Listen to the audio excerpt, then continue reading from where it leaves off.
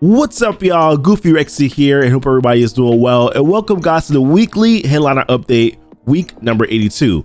Now, if you're into the weekly headliner, this is where we discuss what is upcoming this week in Marvel Strike Force, and then we recap the important topics from the previous week as well.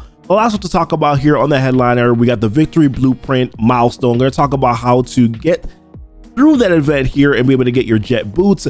We have the Catalyst of Change updates that came out last week in the blog post. How much does it move the needle, if it does move the needle at all? Viv Vision, a little bit of a red star orb screw up last week here. We're going to talk about what they should do to fix it. We have the Pestilence Saga that happened last week. I'm going to kind of give my feedback here. Sort of kind of recapping what that looked like and how players felt about the Pestilence Saga event. And then the roadmap for the rest of 2022, there were some rumors that were leaked here in regards to what could be coming for the rest of the year 2022 here. So we're going to go through that, guys, and so much more on the weekly headliner update. And we're going to start right now.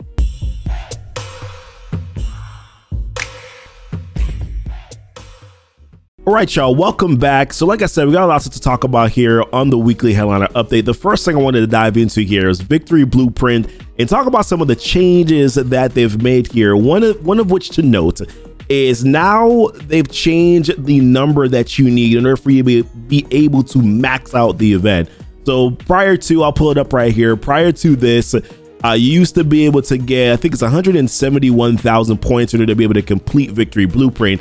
They have now moved it to where you need 200k points in order to be able to complete it. And I think the reason why they did that, so a lot of us, right, would recommend right, saving and hoarding your war rewards and hoarding probably your what you would get from the daily milestone, the web milestones, hoarding those as well 7 days prior to the event going live. Now me, like a dum-dum, I kind of forgot to do it. I've been getting really excited when I see that read and claim all button, so I did that, and I unfortunately kind of just forgot about actually saving my war credits here in my mail. But a lot of players have been saving their in-game mail with their rewards, and that's been helping them to boost towards Victory Blueprint. So I think honestly that's the reason why they have gone against, they've now moved it to where essentially it's basically like the amount of points that you would hoard in the milestone in your mail is essentially what they kind of boosted this up to. So it's kind of unfortunate, but let's talk about how you can get to what's really important here, because what a lot of players care about,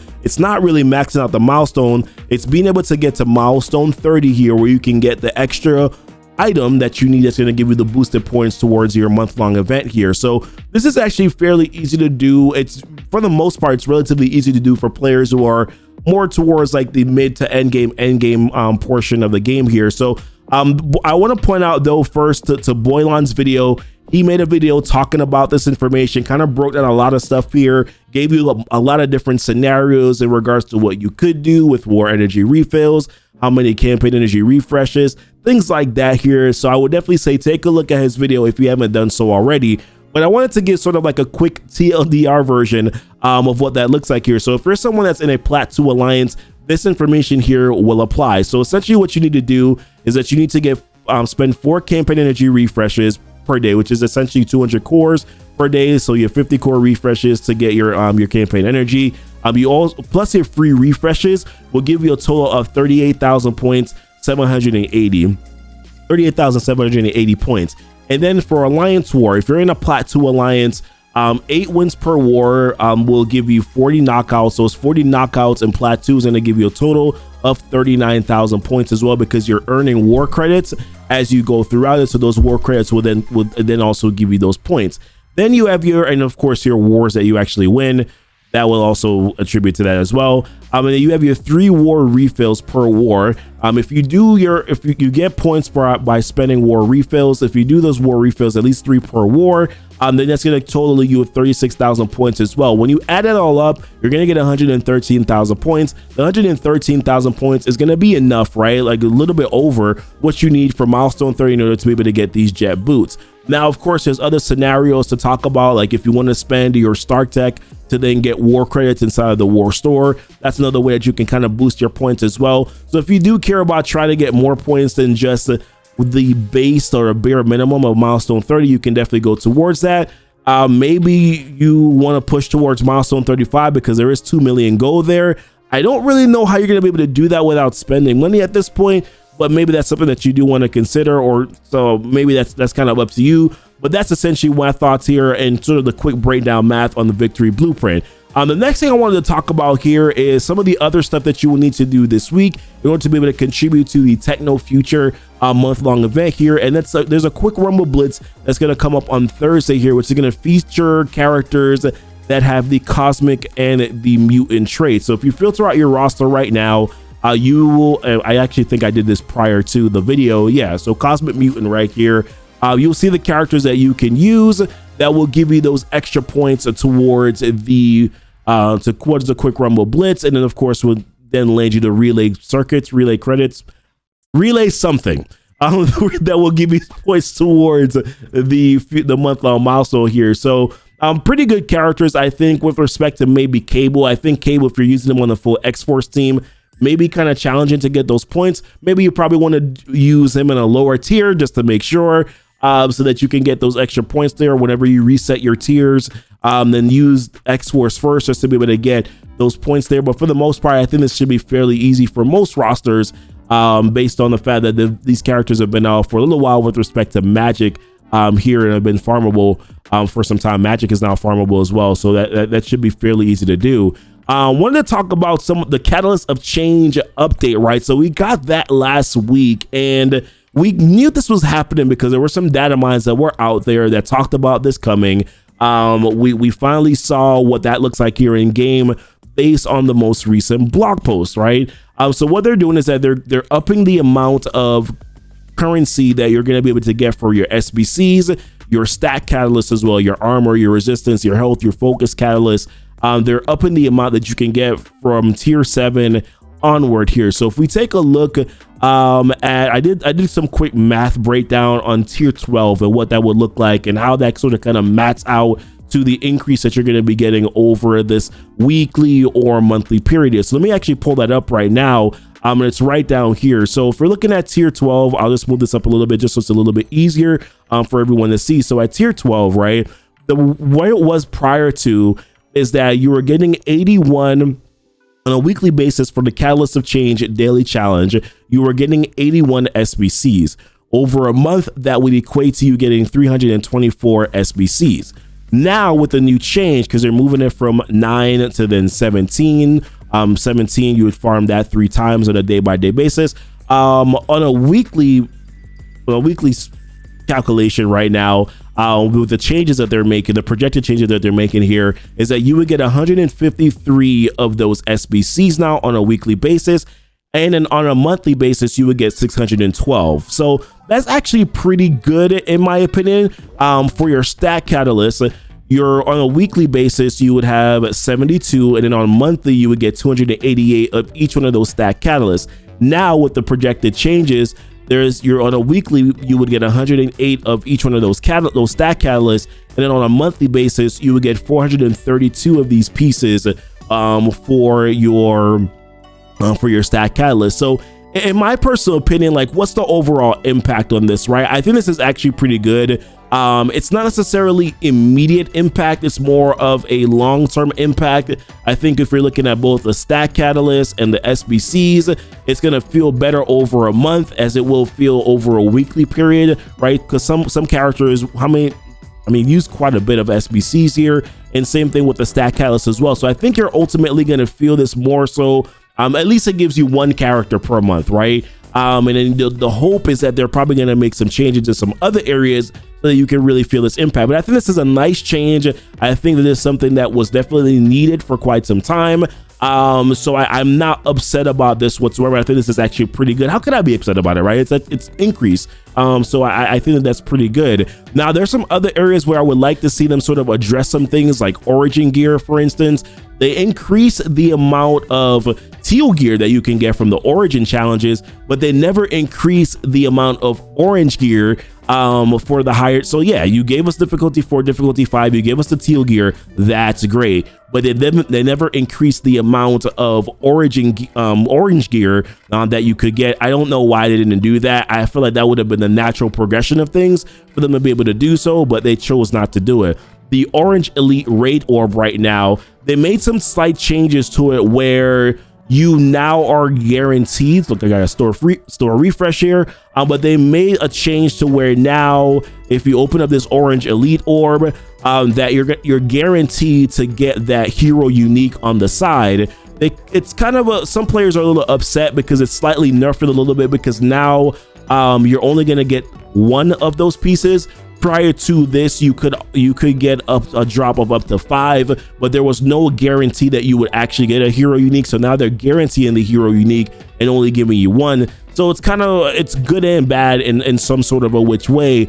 But they haven't really done much change to this orb where to increase the amount of origin gear that you can get from this orb. And with the teams that they're releasing now that are required teams, I would like to see them make that change. So in my personal opinion, I like the change. I think it's helpful long term, but probably would like to see them make some other changes in some other areas as well. But that's it. Speaking of some changes that were made as well last week, where they did talk about some farmability changes as well. So we now have Ghost Spider, who's going to be going to the arena store.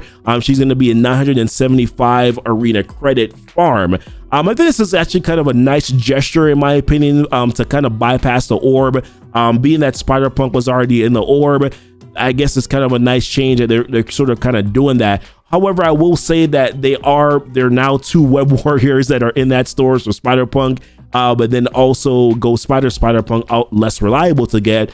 But now you have 2 web warriors that are there. So would have liked to have seen them probably throw Ghost Spider somewhere else. I also don't know how much of a big deal Ghost Spider going into that arena store is really going to mean for him, considering that there's a lot of players who are now able to get Ghost Spider from the arena orbs. Like that was how I was able to get Ghost Spider to 7.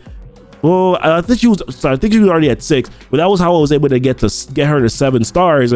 So I'm not quite sure if this is really that impactful for a lot of players, but it might be good for some. So I'm glad that they made the character farmable. Maybe potentially would have wanted her to go somewhere else. But on another note, Philavel is now lowered from 975 to 500 credits, right? So that means that for earlier players who are just joining the game, and Philavel, Nebula, Gamora is a recommended team that I always mention to kind of get things going for you earlier on, especially in arena. If you can't get characters like Kestrel and Eternals, those 3 characters can then kind of hold up a little bit for you there in arena if you can't get Darkhold, right? So in my personal opinion, I do like that Philavel is a little bit more available now. That I think will definitely help out players. They're also moving Dazzler finally now to the Ultimate Orb, the Premium Orb, the Mega Orb, and of course, as I mentioned here, the supply store. Now we're still waiting on a couple of characters to be added to these stores here. So if we take a look at this list, this is from Tana.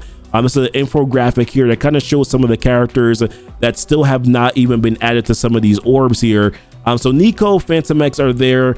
We start waiting on Gambit, Sunfire, Mighty Thor, and Valkyrie. Now, Mighty Thor and Valkyrie I can kind of understand, they're newer. Sunfire and Gambit were last patch. Those characters should already be in those orbs, in my personal opinion. But there's also a bigger issue, right? Like some of the characters that are not even farmable, period. So if you're looking at Eternals, and Eternals is a big deal. I said this in a previous video. For players who were not able to get, Eternals before, doing Famine Scourge, or get high enough stars on them, I should say, doing Famine Scourge or any Scourge event is going to be kind of hurtful if you don't have Eternals available, because you have Cosmic nodes, you have Mystic nodes, right? And these are some of the best Cosmic Mystic characters.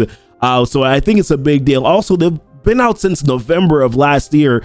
They should definitely be farmable as of right now. Echo, Kate Bishop, these ones are big too, because the Famine Scourge is most likely going to be coming back either next patch or the patch after that, and players will definitely want to be able to get access to these characters, because the Young Avengers are by far the best team for the Famine Scourge event. Morbius, Voodoo are not farmable, Wong, Strange, Agatha, we could kind of go down the list here. And then for the Elite Store, they just recently added Spider-Woman and then of course Madeline Pryor. We still are waiting on Nico and Phantom X, right, and Dazzler to go over to the Elite Store. So definitely something that they need to change. I'm not quite sure if I've meant, some people have talked to me about this before. Like, why is it that we have to wait so long for characters to go to the Elite Store? Why not on day one? So to answer that, I think the reason why they won't want to put the characters in the Elite Store on day one is most likely because they want players to spend money on the red stars, during the period of time when they're boosted drop rates to make sure that they kind of incentivize that. But after that period, I don't know why they're not sort of immediately added into the Elite Store.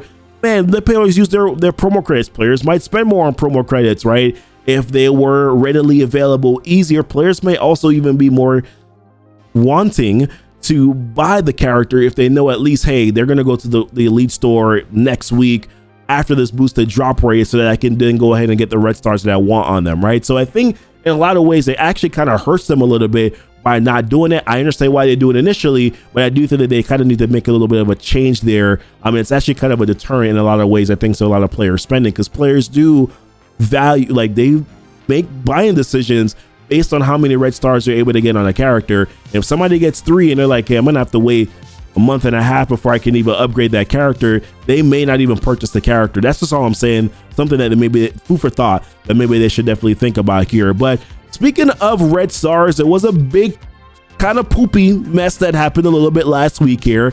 So Viv Vision, this was a picture here on, I believe it was Friday, Sunday over the weekend here, where Viv Vision was placed into the red star orb prematurely. So her offers were not in the store as of yet, and then she was actually featured in the red star orb. So a lot of players started spamming their red star orbs, right, and opening them up, and then they took her out of the red star orbs, although they had put her there prematurely. And then players continued to spam orbs thinking that the character was still in the orb. So definitely a big deal. So like, my thing is this, like, her going into the orb early was a mistake, but in my opinion, it was a minor mistake, right? Like, it happened. Now players can open up their red star orbs. The fact character is featured there, that's cool. Them taking her out of the orb after players have started opening up their orbs for Viv Vision, that was a huge mistake. I don't know how many players lost orbs. I know a decent amount definitely did. For future reference, Scopely, next time it happens, just leave it. Just leave it. You kind of create more problems that way, because now you're gonna have to send out compensation, right, for players who open up those orbs when it was she was mistakenly featured in the orb, and we're opening up those orbs and you took it out. So now you're gonna have to send out now, right, probably compensation for those players. Also, I would say this too, like, make it public. Whenever you make a mistake like that, just make it public. I'm not just talking about Discords and Reddit and the website, like in-game mail, so that people know that, hey, she was mistakenly placed there. I feel this is something that quickly can just be sent out. I don't really think it's that complex. In my opinion, I don't think it is. But I think that's something that you should definitely make readily known to players so that they can make decisions to then open up their red star orbs, right? Just in my personal opinion.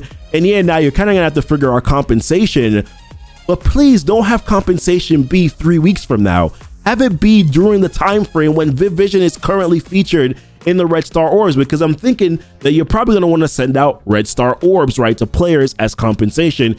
You should also do that during this time when the character's featured in the red star orbs. I'm just saying, guys, just try to do the right thing here. That's all we're asking. But those are my quick thoughts here on Viv Vision and what the hell happened there.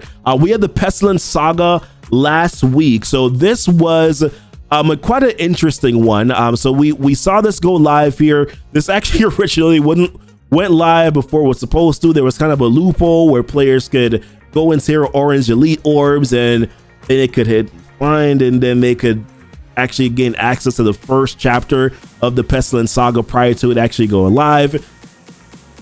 Then the end of it all, though, the actual saga itself went live both hard and on heroic, and players had some feedback here in regards to the heroic section of the Pestilence Saga. So some of the feedback that I got here is that some liked it as a new challenge. They liked that the nodes weren't cheesy, meaning that, like, it wasn't as if though you could kind of just go into the node and then here all of a sudden is like 100% turn meter on a character, right? Like it is Dark Dimension. Like, that wasn't the thing that was going on. There was actually a way to be able to get through it by doing some good strategy. Players were able to kind of figure some things out with some placements to make it work. You know, there were some good things that were there, but there were definitely some bad feedback too, right? Some didn't like it because they thought it was kind of overtuned, and this is part of the issue. Like, it says required gear tier 15. So players went in thinking, hey, if I got G15, I'm going to be able to kind of do this fairly easily, right? But that was definitely not the case. Like myself personally, I have a couple Dark Hole characters. Like on my Dark Hole team is at 88 and gear tier 16. Well, some of the characters are at gear tier 15, like Wong and Scarlet Witch. The other 3 characters are at gear tier 16, level 88. Everybody's at level 88. So I'm like, I kind of had a fairly easy time. There were some challenges for sure, but I had a relatively easy time being able to get this done because I had characters that were kind of boosted up. For players who don't have the right stars on their characters, because I have some decent stars on my characters too. If they don't have good stars on their characters, if they don't have you know, the characters past gear tier 15, they definitely struggled a bit. So it's kind of misleading thinking that, hey, gear tier 15 was enough, when in reality it actually was not enough. And players who had higher investment, it kind of minimalized the challenge a little bit. My overall thoughts, I would say, is that I kind of share the sentiment on the requirements. I think that was kind of, like I said, misleading a little bit. I actually appreciated that it wasn't sort of Dark Dimension ridiculous. I appreciated that there was some strategy that was involved. There was some placement stuff that was involved that allowed me to be able to complete it. But I definitely do see on the other side where players were kind of frustrated. There were some players who told me it took them over an hour just to be able to do the last node because of Rogue and then Gambit and then Shang-Chi. Like there was so much that you had to manage there in that node that I could understand why players were definitely frustrated. But at the same time, I look at it this way: this is a permanent event, something that you don't have to do on day one. And I think that's part of the problem with our community sometimes. And I'll just go ahead and say it, is that a lot of the times, guys, we want to complete this thing on day one, and then we get frustrated because we can't complete thing on day one. And then if we are able to complete thing on day one, then we're just like, this wasn't hard enough. And then now we don't have anything else to do. So it's like, what do we want sometimes, right? So for me personally, I look at this, I'm like, it's a permanent challenge. I would have been able to do it eventually if I was able to do it, and I would have gotten through it okay. That would have been my thoughts overall when it comes to this thing. But yes, I definitely do share that sentiment too, that some of the stuff was kind of trash in my opinion. But last thing I wanted to talk about here, guys, is the roadmap. We got this infographic last week here. Shout out to Minball TV, Benny Westside, these guys that really sort of put this stuff together and give us information ahead of time. Although I don't necessarily like rumors, I do see them and I do find some things pretty interesting here. But this was a roadmap leak, which basically is a data mine information that talked about what is to come here for the future and the rest of 2022. Usually we get one that starts off 2022. So this was information here that was showed that we potentially could be getting for the rest of the year here. So as you can see, Apocalypse's kit, Visions of Tomorrow. So Visions of Tomorrow is I believe the event campaign for Vision. My understanding is that this is going to be similar to what the Valkyrie event campaign was, which I actually really like, to be honest with you, because I think that for the most part I was able to get more shards than I usually get for a character. So I actually really appreciated that event campaign there. I actually thought it was an overall pretty good event. Red Hulk's kit, which I know that we're kind of waiting on. Life cycle, I'm not entirely sure what that means. If somebody knows what that is, y'all let me know. I'm definitely curious. Character availability, so maybe an update on what other availability is going to be coming here. Cosmic Crucible update. I'm not sure what that potentially could be. Maybe something about leagues and maybe about maybe some more rewards coming to the store, new costumes, and then the weekly news here. So looks like what we might be getting a roadmap sometime soon here. Apocalypse Kit, I think a lot of us would like to know this information to know if whether or not, because a lot of players are going to be like, listen, how hard am I going to go on the rest of these Scourge events here? How hard am I going to go on these sagas? If Apocalypse's kit doesn't look that great, then maybe I'll hold off a little bit, right? I'll slow my roll a little bit and figure out some things where that's concerned. But that's pretty much it for me here, guys, this week. I want to know what your guys' thoughts are on all the topics that I talked about here, right? From top to bottom, man. We talked about a lot of things here. The Victory BluePrint event. How do you like that they've changed the max milestones that you now, or the max that you have to get to, right, to be able to get through those milestones for the catalyst of change? Do you think that is good enough? It's adequate enough in terms of a change and an increase The farmability getting a little ridiculous, I think, with some of the characters that are there. Eternals for me is a big one. Kate Bishop and Echo, that's a big one for me as well. Viv Vision Red Stars compensation, definitely got to be more additional Red Star orbs for players who spam their orbs, and probably quite a bit for a lot of players who did spam it, and they definitely, I believe, can see it. Pestilence Saga, hey, did you like it? Did you not like it? Do you think that maybe in the future that actually, what does this mean now, right, for Famine Saga? Maybe it's gonna be just as hard, or maybe it's gonna be easier, since the Pestilence Scourge event was easier than the Famine Scourge. So many things to talk about. The roadmap, guys. I want to hear what all your thoughts are there, guys. Don't forget to like and subscribe to the channel if you haven't done so already. Hit the notification bell so that you know when the videos do go live, and then check out the links that are down below, guys. Link to the Discord, link to Twitch, where I do stream Marvel Strike Force content on a weekly basis. Amazon Coins. As this channel is sponsored by Amazon Coins, it's a great way for you to be able to save some money here on your MSF purchases. That's the way that I'm able to save here. So click on that link to take advantage of that, and also click on that link as well whenever you're re-upping to support this channel. But appreciate you guys watching the video. Until next time, y'all be blessed. Y'all be safe.